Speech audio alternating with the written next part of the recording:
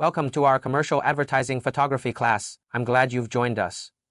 Clothing products are one of the most common types in our lives. There are various methods for photographing them, including shooting with models, using mannequins, and employing a flat-laying technique. In this lesson, we visit a specialized photography company that focuses on capturing clothing to learn about the techniques used in real commercial photography.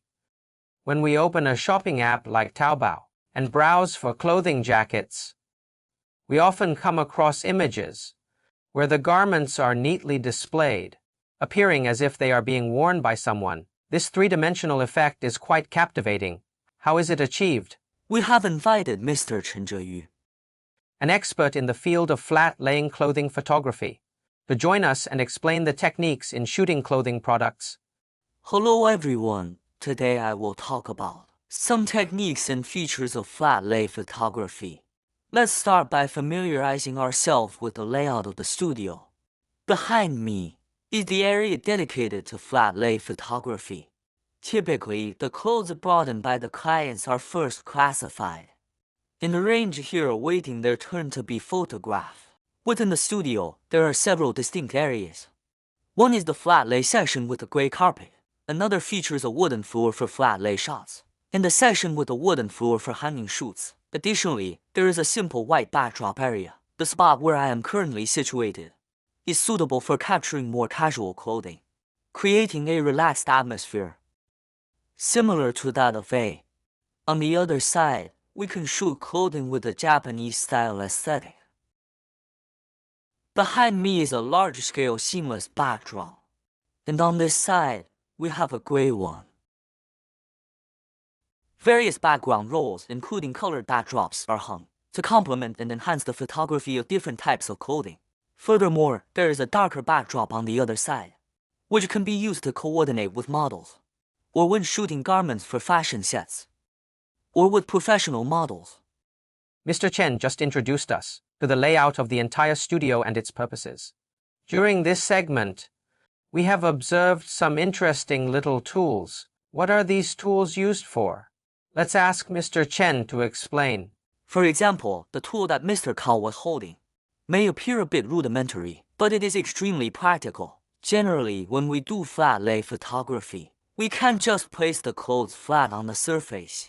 It would lack a three-dimensional effect and appear flat. We need to add some elements to create a scene of depth. Let's introduce these props one by one. Sometimes, clients request that the arms of the garments appear bent, like this. In that case, we use these specifically designed bent props, which can be inserted into the sleeves to create the desired effect. As for the flat props that Mr. Cao was holding, they are used for garments that require straight arm shots. Next, I will briefly introduce another practical prop that is straight and allows for flat-lay photography of straight arms. These flat boards are generally used for shooting the back of the garments, because clients usually request a flat appearance without too many wrinkles. By simply placing this board inside, the desired effect can be achieved without any trouble. These two props differ mainly in size, one being slightly wider and the other narrower. The thicker one is more convenient to use, while the narrower one may require additional padding underneath to create a more three-dimensional effect for the clothes. The larger size of the props adds a sense of fullness. As for these small props made from folded wire, they are used for clients who want to capture garments with a strong texture and pronounced wrinkles, like those from brands such as Jeep. By adding some padding inside, the desired wrinkled effect can be achieved. It is different from the previously used props, which were all smooth and flat. Initially, we would use these props to fill the sleeves, and over time, they become better for various shooting tasks. This allows for faster completion of some photography assignments, especially when dealing with a large number of garments. It is not feasible to use the same props for all of them. Is it just ordinary wire? Yes, So it can be found in hardware stores? yes. As for these oddly shaped mannequins, there are various types. For instance, some clients prefer a hollow effect, where the mannequin inside is not visible, creating a three-dimensional illusion. In those cases, we saw off the neck of the mannequin. These modified mannequins are used for garments that are difficult to shape, because we can insert pins inside and shape them according to our needs. This one is used for shooting pants and is called a trouser mannequin. As for these transparent mannequins, they are used for photographing garments made of transparent or semi-transparent materials, such as those with a textured or hollow appearance. After introducing some practical props, what about the equipment requirements for shooting garments in a flat lay style? Generally, we use Nikon or Canon cameras for this type of photography. In addition, we have a horizontal bar set up for vertical shooting, which facilitates the flat lay composition. Regarding the lens, for this particular shoot, I chose a 35mm focal length. With a short distance, it can encompass the entire garment within the frame. Compared to s50mm focal length, it minimizes the wide-angle distortion typical of the lens, making it more convenient for capturing the garments. Moreover, any distortion can be easily corrected during post-production without significant impact. Do we have any specific requirements for lighting? Regarding lighting, we typically use lights with a range of 400 to 800. Not too bright, but also not too dim, as it would make the operation less convenient. As for lighting accessories, we prefer to use soft and diffuse light. For example, a standard reflector combined with butter paper, or a slightly larger octagonal hood. This provides even lighting on the garments and produces a pleasing effect. Furthermore, the first step is to arrange the garments neatly, giving them an initial shape.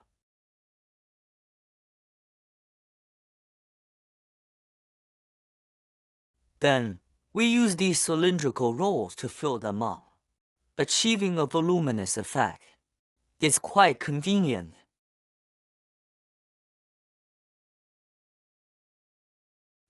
As you can see with just one arm, the filling is done, creating a round two-black effect. Use the same filling technique the opposite side, creating symmetry. Next, we move on to filling the body section.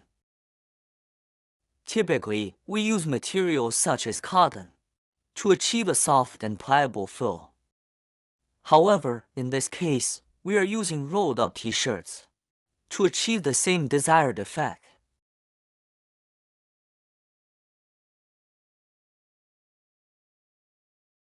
As long as the filling is thick enough, we aim to minimize any inconsistencies and reduce the post-production work. For example, this wire can come in handy in such cases. It provides support, and the use of safety pins helps shape certain areas.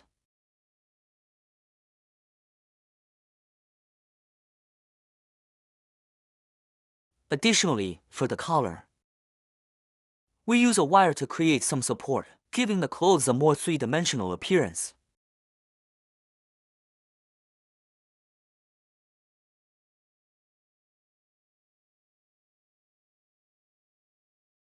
The other half follows a similar approach.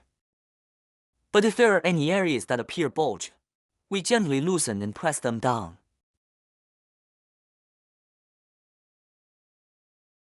This gives us a general shape. On the left side, we follow the same method for filling. We have now achieved the overall shape, and we can proceed to the next step of the shoot. Since relying solely on directional lighting may result in the lower part being relatively darker, we add a KT board to provide additional light and ensure a more even lighting distribution. Here.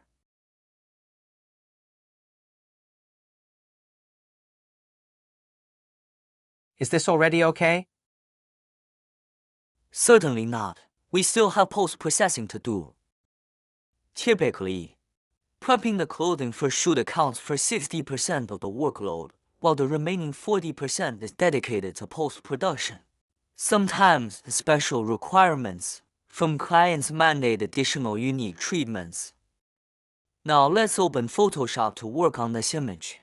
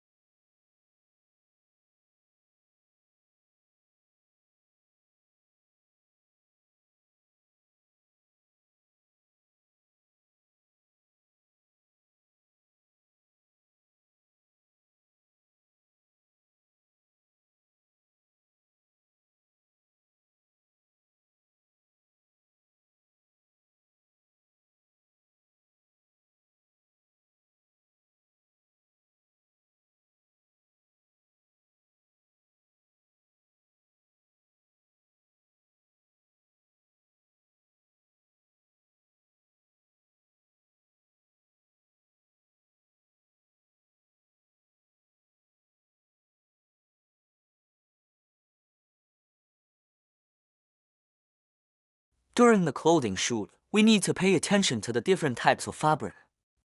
The lighting setup should be adjusted accordingly. For example, with knitted sweaters and similarly soft textured garments, we can use softer lighting to emphasize their softness and strong texture. Furthermore, some fabrics have subtle reflections that we strive to avoid. This helps distinguish their unique texture from other fabrics. When it comes to leather, reflections become more pronounced, akin to shooting metallic products. Therefore, it is generally recommended to avoid using strong and harsh lighting for it, which would result in unsightly reflections. In this course, we have focused on the photography of garment flat lay products. We have gained a solid understanding of the process, from pre-shoot preparations to post-production adjustments. Ultimately, the quality judgment of a product lies in meeting the requirements of the client. To excel in this field, continuous accumulation of experience is essential in order to provide superior service.